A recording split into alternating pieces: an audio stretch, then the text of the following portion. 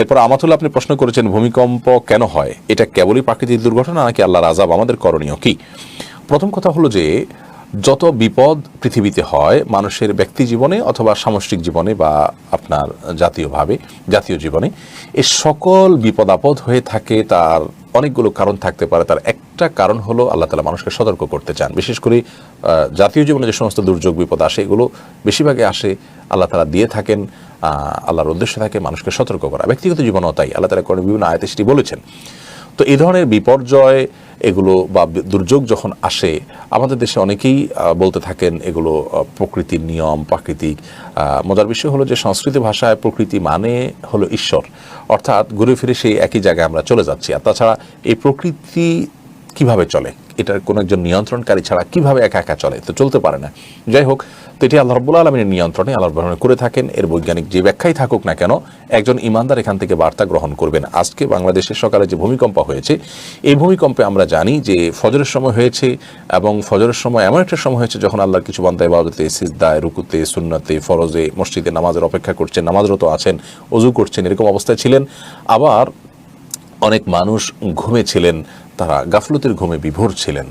তো আল্লাহ না কোন এই অবস্থায় যদি আমাদের কোনো বড় দুর্ঘটনার মুখোমুখি হতে হতো তাহলে কিছু মানুষ নেকামল করতে করতে আল্লাহর কাছে যেতেন, আর কিছু মানুষ বদামল করতে করতে আল্লাহর কাছে যেতেন। এই ঘটনা থেকে আমরা জানতে পারলাম যে এক মুহূর্তের জন্য কোনো ভরসা নেই, অপেক্ষা করে বসে থাকার কোনো সুযোগ নেই। আমাদের প্রতি মুহূর্তেই প্রস্তুত থাকা উচিত। আমি ভালো কাজ করব করে সেটাকে বিলম্ব করা এটা একান্ত নেহায়েতি বোকামি, যার কারণে এই ঘটনার মাধ্যমে আমরা সে শিক্ষা নেব।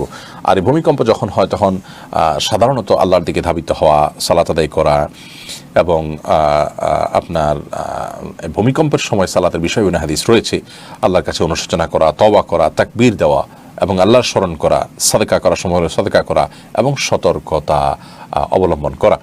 ভূমিকম্প বা যে সমস্ত প্রাকৃতিক দুর্যোগ যেটাকে আমরা বলি এগুলোর আগে প্রস্তুতি গ্রহণ করা শরীয়ত সিদ্ধ।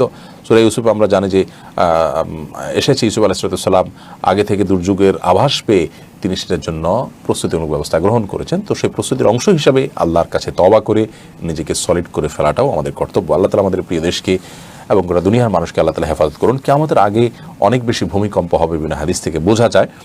আর সম্প্রতি ভূমিকম্প দিন যত যাচ্ছে তত বেড়ে চলেছে, এবং ভূমিকম্পের যে হারে মাত্রা বাড়ছে তাতে কিয়ামতের ছোট আলামতগুলোর একটি হলো কিয়ামতের কাছাকাছি সময় আসলে পৃথিবীতে ভূমিকম্প বাড়বে, এবং কিয়ামতের বড় আলামতের মধ্যে থেকে একটি হলো দুটি ভূমিধস হবে, একটা পূর্বে একটা পশ্চাতে। যাই হোক, তো এই পরিস্থিতিতে আমাদের বাংলাদেশের করণীয় আমরা জানলাম। আল্লাহ আমাদের হেফাজত থাকার তৌফিক দান করুন। মেহেদী হাসান লিখেছেন গাড়ি চাপায় কেউ মারা গেলে তাকে শহীদ বলা যাবে? বিভিন্ন হাদিস থেকে বোঝা যায় যে ওয়াল চাপা পড়ে কেউ মারা গেলে তিনি শাহাদাতের মর্যাদা পাবেন। তো এটা আকস্মিক মৃত্যু এবং ওয়াল চাপার মতোই কিছুতে চাপা পড়ে মৃত্যুবরণ করা, আশা করা যায় এর মাধ্যমে তিনি শাহাদাতের মর্যাদা লাভ করবেন।